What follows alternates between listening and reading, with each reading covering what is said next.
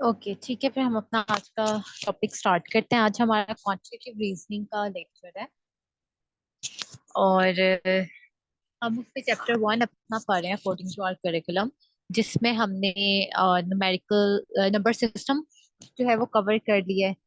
हमारे arithmetic operation इसमें से रहते थे, वो हमने करने। डाटा एंड इट्स टाइप्स हम कवर कर चुके हैं। तो आज हम अरिथमेटिक सिस्टम के बारे में पढ़ेंगे। और उसके बाद अपना नेक्स्ट टॉपिक जो सा है करिकुलम के according, units and it's conversion और एरिया, पैरामीटर, वॉल्यूम, इसके बारे में देखेंगे। ठीक है, तो सबसे पहले हम अपना स्टार्ट कर देते हैं। आपके अरिथमेटिक ऑपरेशंस कौन कौन से होते हैं, ये हम स्टार्ट से पढ़ते आए हैं कि हमारे पास चार तरह के अरिथमेटिक ऑपरेशंस आते हैं। एक एडिशन, सब्ट्रैक्शन, मल्टीप्लिकेशन और डिवीजन। इस सब के बारे में आपको ऑलरेडी पता होगा। ठीक है। एडिशन में आप क्या करते हो, ये इस तरह का ऑपरेशन है जिसमें आप दो जो वैल्यूज हैं उनको कंबाइन कर देते हैं और उससे आपके पास एक आंसर निकलता है। फॉर एग्जाम्पल, इधर कुछ एग्जाम्पल्स उसने दिए हुए हैं। 2 + 5 इज इक्वल टू 7। 6 और 2 को जब आप कंबाइन कर दो तो 8। ये बेसिक, ये सारी वही चीजें हैं जो आपने की हुई हैं। जस्ट एक रिव्यू है, वो आप एक देख लो, ओवरव्यू से आपको दिया जा रहा है। सब्ट्रैक्शन, जब आप, ये जो है इनवर्स ऑफ एडिशन है, ये आपको पता होना चाहिए। This might be asked in your MCQ. ठीक है। और ये जो सा है आप तब निकालते हो जब आप एक चीज में से दूसरी चीज को निकाल देते हो, एक वैल्यू से दूसरी वैल्यू को निकालते हो। फिर मल्टीप्लिकेशन आपके पास आ जाता है। इसमें आप दो वैल्यूज को एडिशन और सब्ट्रैक्शन की तरह से इकट्ठा करते हो और उनका प्रोडक्ट निकालते हो। ठीक है।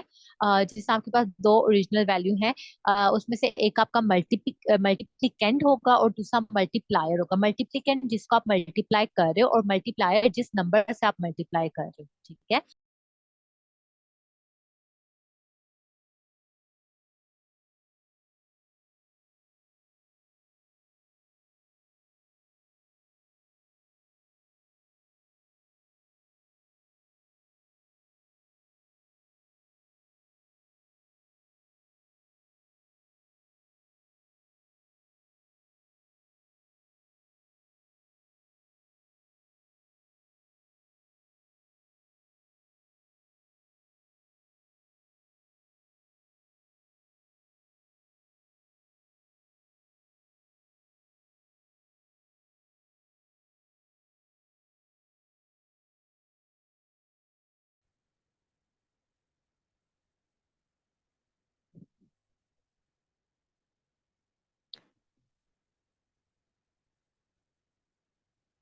हाँ जी, हम देख रहे थे डिवीजन क्या होती है। डिवीजन में आप डिवाइड करते हो दो वैल्यूज को आपस में। और इसमें आप क्या करते हो कि जो सा नंबर जिसे आप डिवाइड कर रहे हो वो आपका डिवाइडेंड होता है, और जिस नंबर से आप डिवाइड करते हो वो आपका डिवाइजर होता है। ठीक है। ये एक बेसिक सा ओवरव्यू था आपका अरिथमेटिक ऑपरेशन का। ठीक है। फिर आपके पास आ जाता है अरिथमेटिक सीक्वेंस। अरिथमेटिक सीक्वेंस क्या होता है?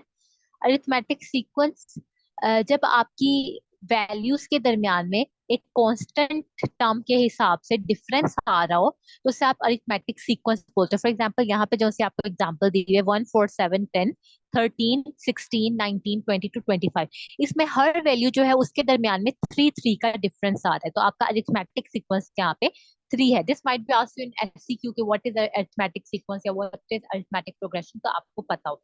और इसका जर्नल फॉर्मूला आपसे पूछा जा सकता है, तो ये आपका जर्नल फॉर्मूला है अरिथमेटिक सीक्वेंस का। ए+डी, A+2D, A+3D। अब ए आपकी फर्स्ट टर्म है, फॉर एग्जाम्पल 1। अब आपका जो डिफरेंस है, डी आपका जो कॉमन डिफरेंस आ रहा है वो है। ठीक है। अब एग्जाम्पल लेते हैं कि ए आपका 1 है और जो हमारा कॉमन डिफरेंस है, ऊपर वाले एग्जाम्पल के थ्रू देखते हैं, तो हमारा जो सा कॉमन डिफरेंस है वो 3 का है। अब मैं शेयर करती हूँ आपके साथ, कीबोर्ड रुकिएगा, फिर आपको ज्यादा अच्छी समझ लगेगी।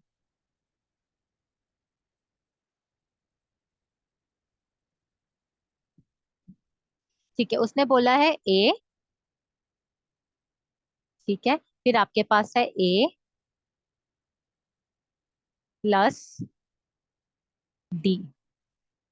ए आपके पास कोई भी इनिशियल नंबर है आपका। ठीक है। और डी आपके पास जो कॉमन डिफरेंस आ रहा है वो है।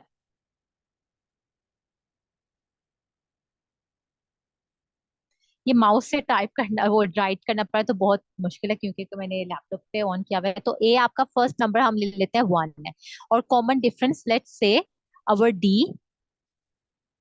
Is equal to 3। ठीक है, तो ए आपका है, इधर ए में मैं 1 डालूंगी, डी मेरे पास क्या है 3, तो यहाँ पे डी की जगह पे हम 3 डालेंगे,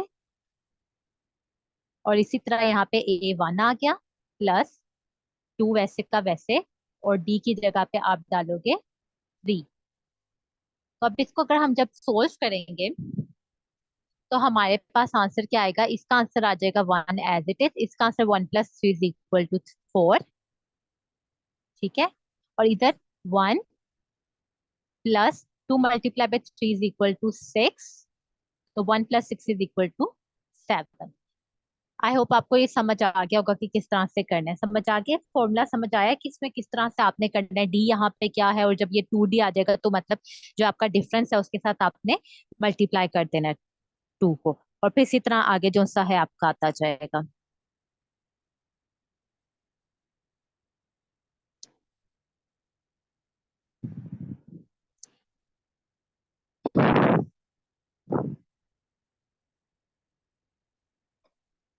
तो ये हमारा था अरिथमेटिक सीक्वेंस पे। ठीक है, अब उन्होंने आपको एक एग्जांपल दी है, उससे क्या कि क्वेश्चन आपका है सम ऑफ टू नंबर्स इज 50।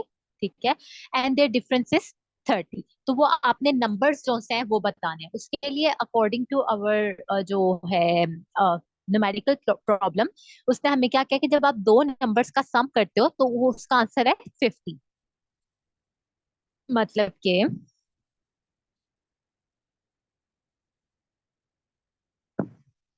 अभी मैं आपको कीबोर्ड पे जरा करके दिखाती हूँ।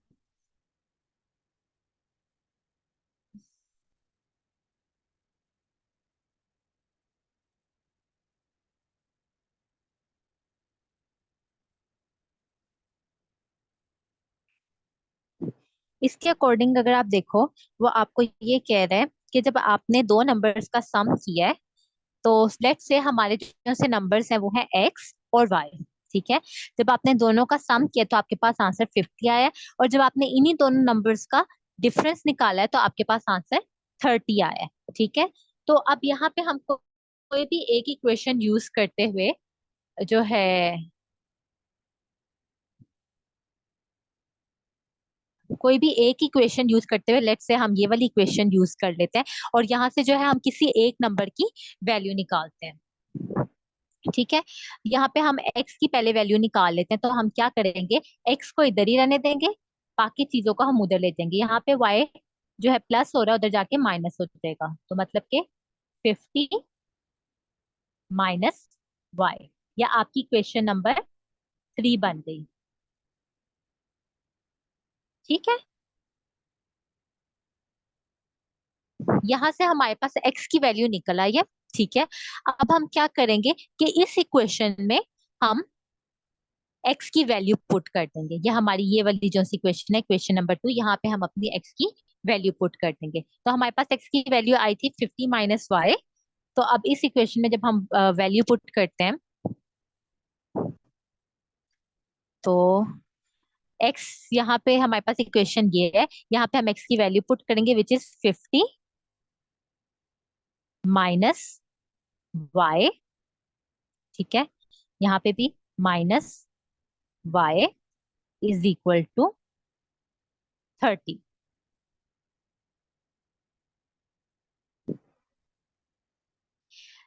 अच्छा, अब अरिथमेटिक ऑपरेशंस में आपने कुछ पढ़ा होगा कि प्लस प्लस करें तो क्या होता है, माइनस माइनस करें तो क्या होता है। जब आपको ये आपने चीजें पढ़ी नहीं है, जब मुझे कोई आंसर करे, किसी को याद हो प्लस प्लस करें तो उसका क्या आंसर आता है, मतलब प्लस को प्लस के साथ मल्टीप्लाई करें तो हमारे पास कौन सा साइन आएगा, माइनस को माइनस के साथ मल्टीप्लाई करें तो कौन सा साइन आएगा, any one of you.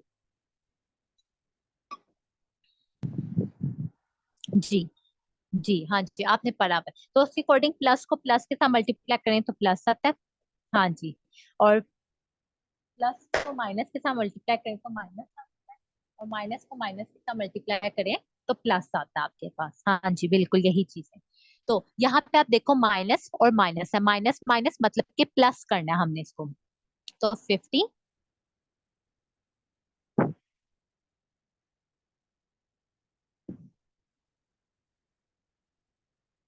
50 minus -y -2y, क्योंकि प्लस करें बड़ी वैल्यू का साइन आएगा यहाँ पे, दोनों वैल्यूज क्योंकि सेम है तो उसके साथ उसका माइनस ही आ जाएगा। ठीक है, तो y plus y is equal to 2y is equal to 30। ये आपके पास आ गया। अब क्या होगा आपके पास, ये कॉन्स्टेंट्स कॉन्स्टेंट्स ऐसे ऐसी वैल्यूज को कहते हैं जिनके पास वेरिएबल ना हो। ठीक है, वेरिएबल सिर्फ हमारे पास ये y है। ऐसी वैल्यू जिसका आपको ना पता हो, मीनिंग ना मतलब जिसकी वैल्यू ना आपको पता हो, उसको आप वेरिएबल कहते हो। ये आपका वेरिएबल है और ये कांस्टेंट है जिसके साथ कोई वेरिएबल ना। तो हमारे पास यहाँ पे एक 50 कांस्टेंट है, एक 30 कांस्टेंट है। तो मैं वेरिएबल को एक जगह पे रहने दूंगी और बाकी जो सी वैल्यूज हैं उसको दूसरी तरफ ले जाऊंगी। तो मैं क्या करूंगी, इस 50 को यहां से उठा के मैं इक्वल के दूसरी तरफ ले जाऊंगी। ठीक है, और यहां से जो सा है मेरे पास आ जाएगा -2y इज इक्वल टू 30। आपको पता है जब इक्वल के एक साइड से दूसरी साइड पे चीज जाती है तो उसका साइन चेंज हो जाता है। तो यहाँ पे +50 है, उधर जाके आ जाएगा -50। तो -2y इज इक्वल टू 30 में से 50 मतलब 30 में से 50 निकालोगे तो आपके पास आएगा -20। अब यहाँ पे जो सा है ये मैं अब बाकी ऊपर सोल्व कर रही हूँ। अब यहाँ पे आपके पास बच गया -2y इज इक्वल टू -20। अब y को इधर रहने देंगे और -2 को उधर ले जाएंगे, यहाँ पे मल्टीप्लाई उधर जाके डिवाइड हो जाएगा। तो y इज इक्वल टू -20।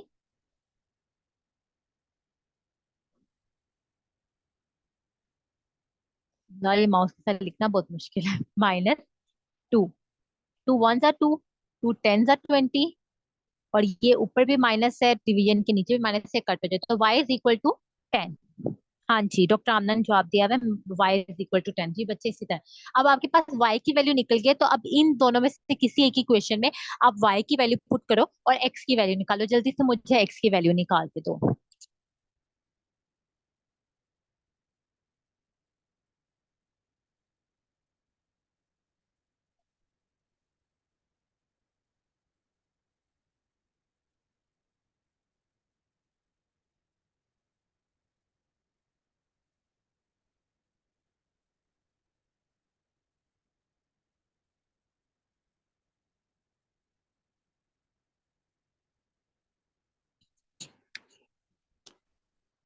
जी 49 किसने किया है जी? शमाई का बेटा 49 किस तरह आएगा? आप अपना आंसर दोबारा से चेक करो।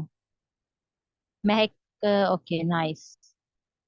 अच्छा, किसी ने 49 नहीं लिखा हुआ यहाँ, अभी मैंने यहाँ पे एक मैसेज देखा था 49 का।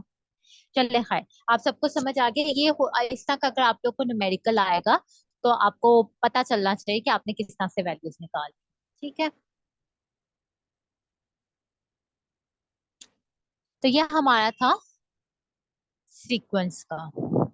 अब एक और क्वेश्चन है, सोल्व 25 + 5 इंटू 27 डिवीजन 3 - 9। अब इस तरह के जो से आपके पास, अच्छा अच्छा ठीक है, कोई बात नहीं बेटा, ठीक है। अच्छा, अब इस तरह के आपके पास जो से क्वेश्चंस आएंगे उसमें सबसे पहले आप पेरेंथेसिस को सोल्व करते हो। पेरेंथेसिस का मतलब किसी को पता है क्या होता है?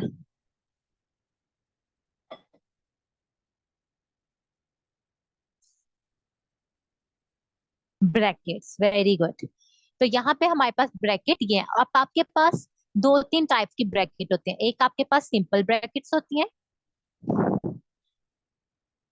जिस तरह की यहाँ पे आपको दिखाई है। ठीक है, एक आपके पास जो सी है वो कर्ली टाइप की ब्रैकेट्स होती हैं। वो मैं आपको दिखाती हूँ, जो मुझसे यहाँ पे ड्रॉ हो जाए, इस टाइप की होती है वो।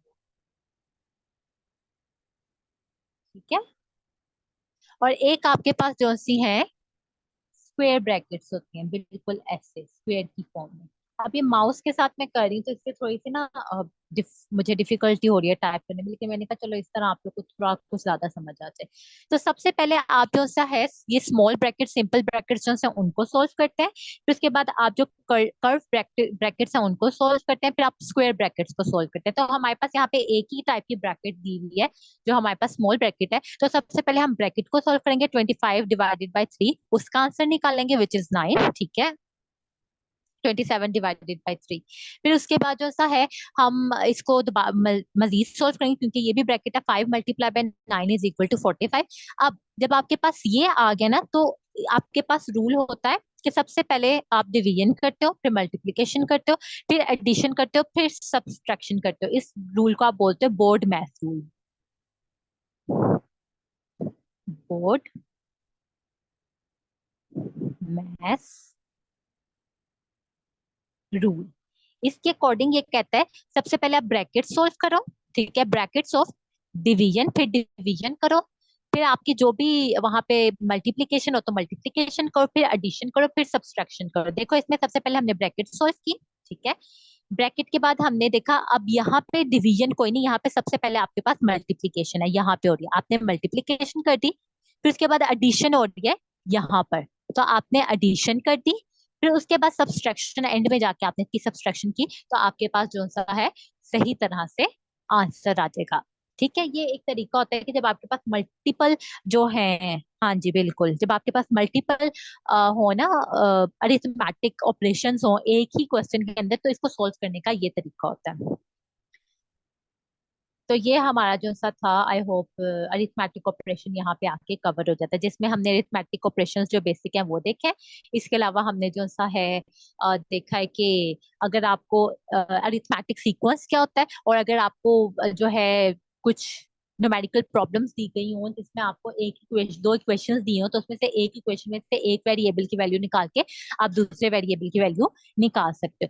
फिर उसके बाद हमने देखा कि अगर हमारे पास एक इक्वेशन ऐसे जिसमें मल्टीपल अरिथमेटिक ऑपरेशन हमें दिए हुए हैं, तो हमने उसको किस तरह से सोल्व करना है। ये हमारा यहाँ तक था जी आपका अरिथमेटिक ऑपरेशन का। तो जो से बच्चे कहते हैं मैम हमारा अरिथमेटिक ऑपरेशन रहता है, वो आज मैंने कवर करवा दिया। यहाँ तक क्लियर है सबको? तो फिर हम नेक्स्ट मूव करते हैं।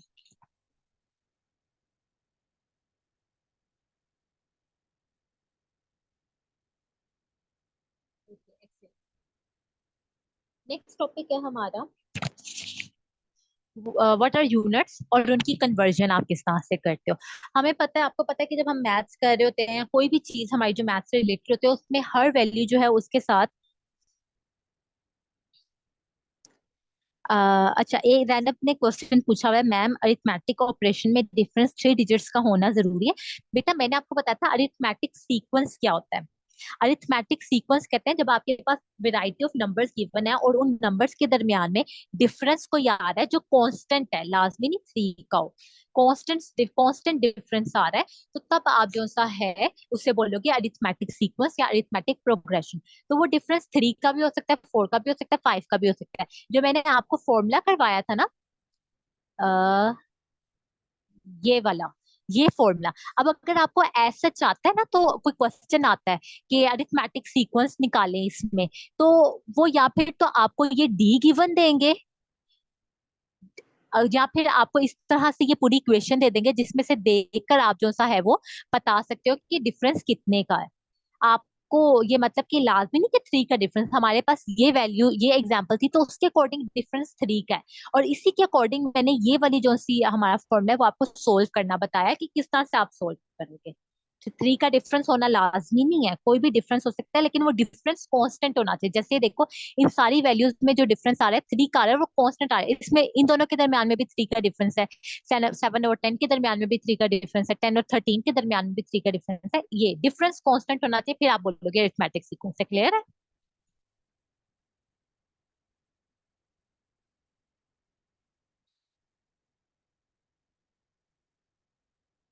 हाँ बच्चे, जो बाइनरी ऑपरेशन हम कर रहे थे ना, मैंने वो देखा बाइनरी ऑपरेशन आपके अंदर इंक्लूडिंग, क्योंकि वो फर्स्ट फर्स्ट लेक्चर था और मैं भी थोड़ा सा कंफ्यूज थी, तो इस वजह से जो सा है थोड़ी सी मिस्टेक हो गई। बाइनरी ऑपरेशन इंक्लूडेड नहीं है, अरिथमेटिक ऑपरेशन हमारे सिलेबस में इंक्लूडेड है। जो नंबर सिस्टम है उसमें सिर्फ हमने डिफरेंट नंबर सिस्टम्स पढ़े हैं, जिसमें बाइनरी, ऑक्टा, हेक्सा, जो डेसिमल नंबर्स हैं वो हमने पढ़े थे। जो बाइनरी ऑपरेशन है वो इंक्लूडेड नहीं है हमारे सिलेबस में। ठीक है, नेक्स्ट हमारे पास है यूनिट और उनकी कन्वर्जन। यूनिट्स आपको पता है जब हम मैथ में कर रहे होते हैं तो हर जो चीज है हमारी उसके साथ कोई ना कोई यूनिट लगा होता है। फॉर एग्जांपल अगर हम किसी चीज की लेंथ मेजर कर रहे हैं तो वो हम मीटर्स में करते हैं, सेंटीमीटर्स में करते हैं, या फिर समटाइम्स मिलीमीटर्स में करते हैं। तो ये जो मिलीमीटर, सेंटीमीटर्स, मीटर्स है, ये आपके यूनिट्स हैं। ठीक है, अब आप देखो तो आपके पास दो तीन यूनिट्स आ रहे हैं, मिलीमीटर, सेंटीमीटर, नैनोमीटर, लेकिन इन सबके एंड में मीटर लगा हुआ है। ठीक है, लेकिन इनको अब जो सेंटीमीटर और मिलीमीटर है आपके पास, जिस तरह ये है सेंटीमीटर, मिलीमीटर, या आपने नाइन्थ में पढ़ा होगा कि ये जो सेंटी और मिली है ये आपके पास प्रीफिक्सेस हैं।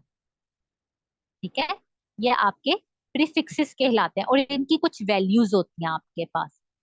तो अब हमने इधर ये पढ़ना है कि यूनिट्स क्या होते हैं और यूनिट्स को हम किस तरह से आपस में कन्वर्ट कर सकते हैं। मतलब सेंटीमीटर को मैं मिलीमीटर में कैसे लेके जा सकती हूँ और मिलीमीटर को सेंटीमीटर में कैसे लेके जा सकती हूँ, ये कन्वर्जन हम देखेंगे। ठीक है, ये आपके पास यूनिट्स होते हैं और इन्हीं की हम कन्वर्जन देखेंगे। अब डिफरेंट टाइप के यूनिट है, जब हमने किसी मास को मेजर करना होता है तो हम ग्राम का यूनिट यूज करते हैं। ठीक है, अब उसमें डिफरेंट किलोग्राम है, ज्यादातर हम किलोग्राम यूज करते हैं। ठीक है, और फिर जब हमने लिक्विड को मेजर करना हो तो उसके लिए हम जो सा है लीटर यूज करते हैं। अगर हमने टेम्परेचर को मेजर करना हो तो उसके लिए हम फ़ारेनहाइट या सेल्सियस यूज करते हैं। तो इस तरह के डिफरेंट यूनिट्स हम यूज करते हैं मैथ्स में जब हमने किसी चीज को मेजर करना हो। ठीक है, अब यूनिट्स की कन्वर्जन क्या है? जो यूनिट आप यूज कर रहे हो वो डिफरेंट सिचुएशंस के ऊपर मेजर डिपेंड करता है। फॉर एग्जाम्पल उसने क्या है, अगर आप एक एरिया देख रहे हो रूम का, तो उसमें जो सा है आपके रूम का जो सा एरिया है वो आप मीटर्स में देखोगे। ठीक है, लेकिन उसकी जो सी लेंथ है पेंसिल की वो आप सेंटीमीटर्स में देखोगे। दोनों हैं तो मीटर्स में, लेकिन ये टोटल मीटर में है और ये इसके साथ सेंटी लगा हुआ है।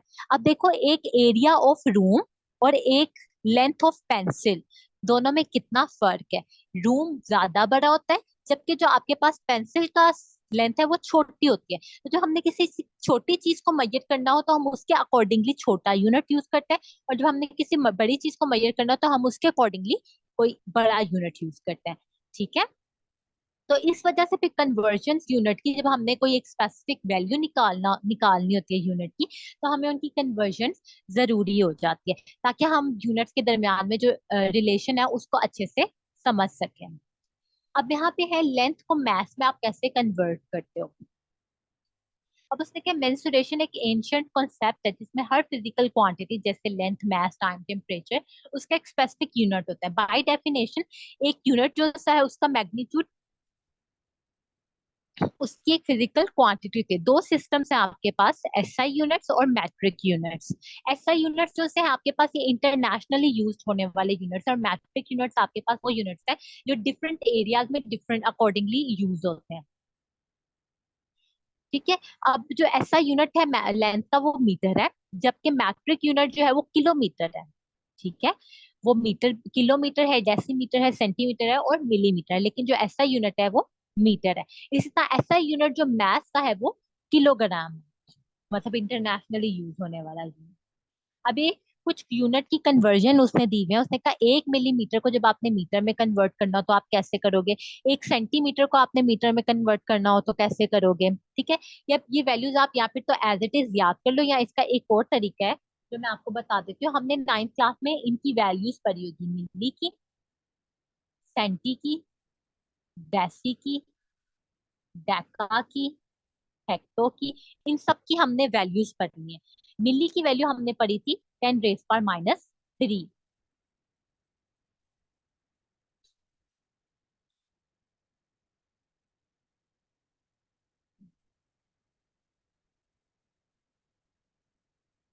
ठीक है, इसी तरह सेंटी की वैल्यू हमने पढ़ी थी 10⁻²।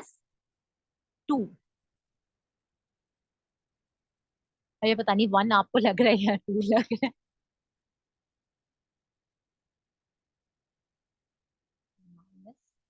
-2। इसी तरह डेसी की हमने पढ़ी थी 10⁻⁻1। डेका की हमने पढ़ी थी 10⁻1। ठीक है, ये सारी वैल्यूज हमने पढ़ी थी। जब आपने कन्वर्ट करना हो, फॉर एग्जाम्पल मिलीमीटर को आपने मीटर में कन्वर्ट करना है, ठीक है, तो मुझे इस पूरी में से, इस पूरी वैल्यू में से मुझे ये वाला मीटर चाहिए, ये वाला मिली मुझे नहीं चाहिए। तो यहाँ पे मैं मिली की वैल्यू पुट कर दूंगी, और मिली की वैल्यू मेरे पास क्या है, 10⁻³ तो मैं अगर इसकी जगह पे 10⁻³ लिख दूं तो कोई फर्क पड़ता है? साइंटिफिक नोटेशन जो आपने 9th क्लास में पढ़ी थी उसके अकॉर्डिंग 10⁻³ का क्या मतलब है कि 3 जीरो हैं आपके 1 से पहले। ये आपने 9th के मैथ्स में भी पढ़ा हुआ है, इसके अलावा आपने 9th की फिजिक्स में भी पढ़ा हुआ है। साइंटिफिक नोटेशन के अकॉर्डिंग आप चेंज कर दो। इसी तरह 10⁻² जो सा है उसका मतलब है कि 2 जीरो है आपके पॉइंट को मिला के, 0.01।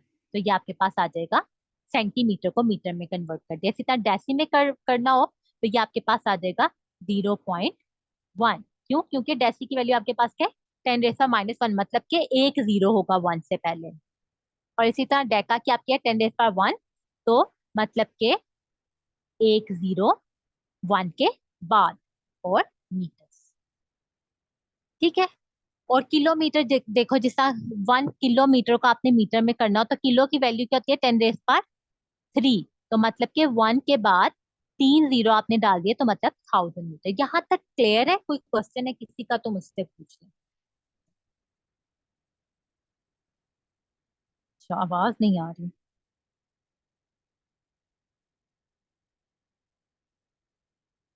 आवाज नहीं आ रही थी आपको, या दोबारा से समझाना पड़ेगा? अच्छा, माँ हम कह रही है आवाज आ रही है। सिर्फ एक बच्ची को आवाज नहीं आती। चलो बच्चे, अगर आपको आवाज नहीं आ रही थी तो जब ये लेक्चर्स आएंगे आपके ग्रुप में तो आप वहां से क्लियर कर लेना। चलो ठीक है। ओके, वेरी गुड, बहुत अच्छी बात है अगर आपको क्लियर है, आसानी से आप लोग को समझ आ गई है। तो ये कन्वर्जन के कुछ मेथड्स हैं। अब इसके लिए बहुत अच्छा है कि अगर आपको प्रीफिक्स वाला टेबल अच्छे से याद कर लो दोबारा से, तो आप लोगों के लिए आसानी हो जाएगी।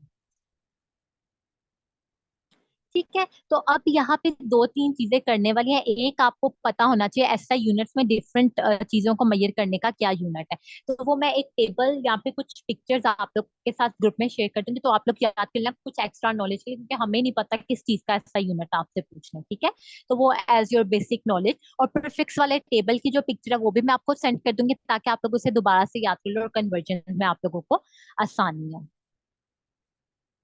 अब इसी तरह देखो, कन्वर्जन ऑफ मास है 1 मिलीग्राम, सेम वही प्रोसीजर। ग्राम मुझे चाहिए, मिली की वैल्यू 10⁻³ पुट कर दूंगी। तो इसी तरह सेंटीग्राम को ग्राम में, डेसीग्राम को ग्राम में, हेक्टोग्राम को ग्राम में, और किलोग्राम को ग्राम में। ठीक है, क्लियर है?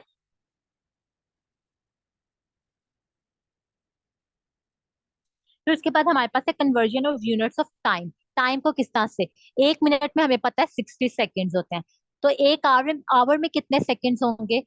तो इसको करने का तरीका ये है कि अगर एक आवर में 60 मिनट्स होते हैं, ठीक है, और 1 मिनट में 60 सेकेंड्स होते हैं आपके पास। तो जब आप 60 मिनट्स मल्टीप्लाई बाय 60, मतलब 60 मिनट्स मल्टीप्लाई बाय 60 सेकेंड्स करोगे तो आपके पास आंसर 3600 आएगा, which is equivalent to number of seconds in your 1 hour. इसी तरह एक दिन में आपको पता है 24 आवर्स होते हैं। अगर आपको बताना हो कि एक दिन में कितने सेकंड्स होते हैं, तो एक दिन में 24 आवर्स होते हैं। एक घंटे में कितने सेकंड्स होते हैं, कितने मिनट्स होते हैं? 60 मिनट्स होते हैं। और एक मिनट में कितने सेकंड्स होते हैं? 60 सेकंड्स होते हैं। जब आप इनको आपस में मल्टीप्लाई करोगे तो आपका आंसर आ जाएगा। इसी तरह 1 वीक का आपने करना हो कि कितने सेकंड्स हैं, डेज का तो उसने बता दिया जो हमें पता है। सेकंड्स का अगर करना हो तो एक 7 दिन में, हमारे एक वीक में हमारे पास 7 दिन होते हैं। एक दिन में कितने घंटे होते हैं? 24 आवर्स। तो 24 आवर्स मल्टीप्लाई बाय एक घंटे में कितने मिनट्स होते हैं? 60 मिनट्स। ये कैलकुलेटर पे कोई कर करके मुझे इसका आंसर बताए। और एक मिनट में हमारे पास 60 सेकेंड्स होते हैं। ठीक हो गया? तो आप जब इसका आंसर निकालोगे तो आपके पास आंसर आ जाएगा कि कितने सेकंड होते हैं। इसी तरह आप एक ईयर में भी निकाल सकते हो।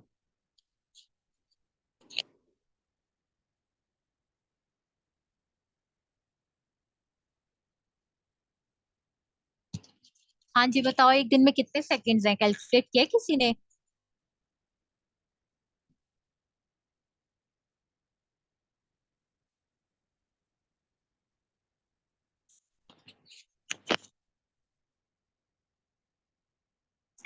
Yes, very good. In 1 week we have 6,48,100 seconds. ठीक है। और 3,600 second in 1 day. Very good, बहुत अच्छे बच्चे। ठीक है, यहाँ तक क्लियर है आप लोगों को? कन्वर्जन्स टाइम और के टाइम की कन्वर्जन्स किस तरह होती है, मैथ्स की कन्वर्जन्स किस तरह होती हैं, और बाकी हमने लेंथ की कन्वर्जन देखी है वो किस तरह से होती हैं। ये क्लियर है यहाँ तक सबको? Very good. माहम ने कहा है कि एक दिन में कितने सेकंड्स होते हैं। माहम ने बताया हमें 86,400 सेकेंड इन 1 डे। ठीक है, तो यहाँ तक हम रखते हैं। फिर नेक्स्ट हम जो सा है स्टार्ट करेंगे व्हाट इज एरिया, और एरिया की कन्वर्जन्स क्या है, फिर आगे उसी का डायमेंशन, और फिर पेरीमीटर वॉल्यूम वगैरह। तो आज का हम यहीं तक रखेंगे। आज के आप लोगों के लेक्चर में कोई क्वेश्चंस है तो मुझसे कर लें।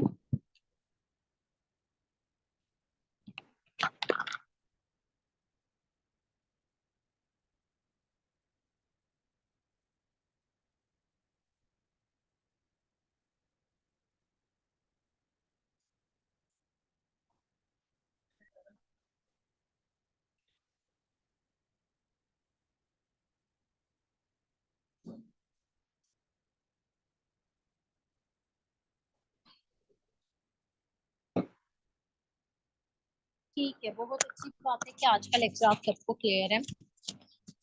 और फिर ठीक है, फिर हम अपना लेक्चर यहीं तक रखते हैं। फिर इंशाल्लाह नेक्स्ट टाइम से हम जो इसका है अपना एरिया से स्टार्ट करेंगे। ये स्लाइड फिर मैं आप लोगों के ग्रुप में शेयर कर दूंगी। और आगे हमारे जो से टॉपिक्स हैं वो मोस्ट ऑफ टॉपिक्स हमारे यहीं से कवर हो रहे हैं। फिर उसमें अगर कुछ एक्स्ट्रा एडिशन होगी तो मैं आप लोग को साथ साथ भेज दिया करूंगी।